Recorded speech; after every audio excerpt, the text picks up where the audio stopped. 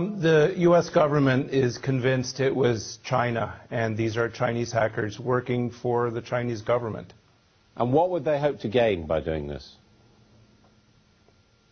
Well, it's really a treasure trove for them. They got the security clearance forms for all of the civilian employees of the U.S. government who had security clearances.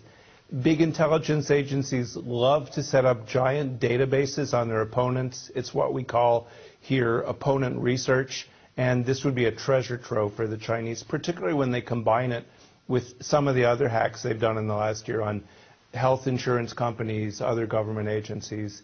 It's just a gold mine for an intelligence agency. Well, so effectively they would acquire intelligence which could be used to put pressure on individuals. Would that be the idea? Or to get a sense of how Americans think or what their background is. It lets you get into your opponent's skin and figure out what they're likely to think about. And remember, for us, for the Chinese, we're a strange culture. That might be true for a lot of people in the world, but this will help them understand how Americans think and act. It doesn't look like a crime because we haven't seen the data sold on the black market. And usually this data is perishable. If a criminal steals it, they sell it as soon as they can. This hasn't gone up for sale. This is not the first time this has happened. Could it have been prevented? Sad but true. It happened to OPM, in fact, within the last year. And you have to wonder why they didn't. Maybe they thought, well, the Chinese have already broken in once. They won't be coming back. That was wrong.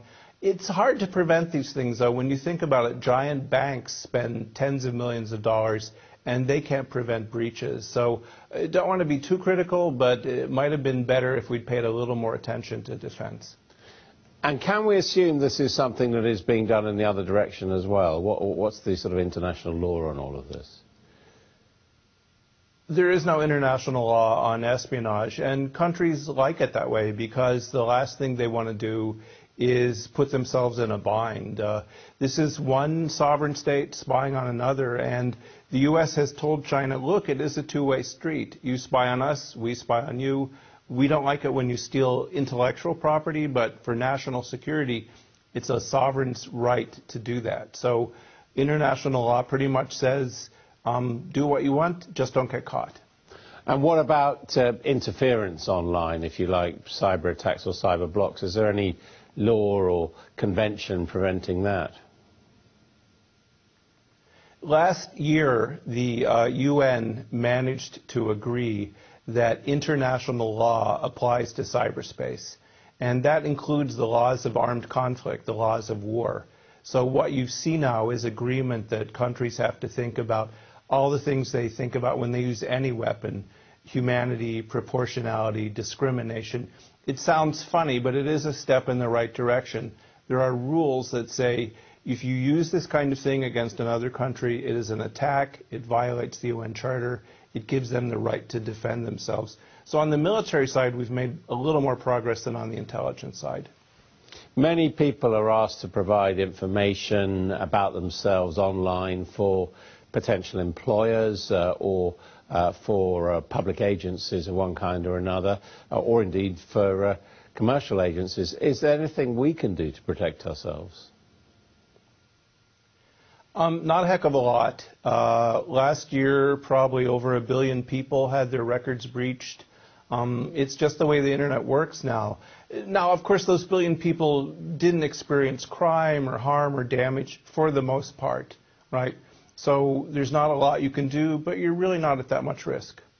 I mean, for example, at Apple, they're suggesting that encryption is the way for people to protect themselves. Encryption would definitely be a move in the right direction. The U.S. released strong encryption 15 years ago. I was one of the people that did that.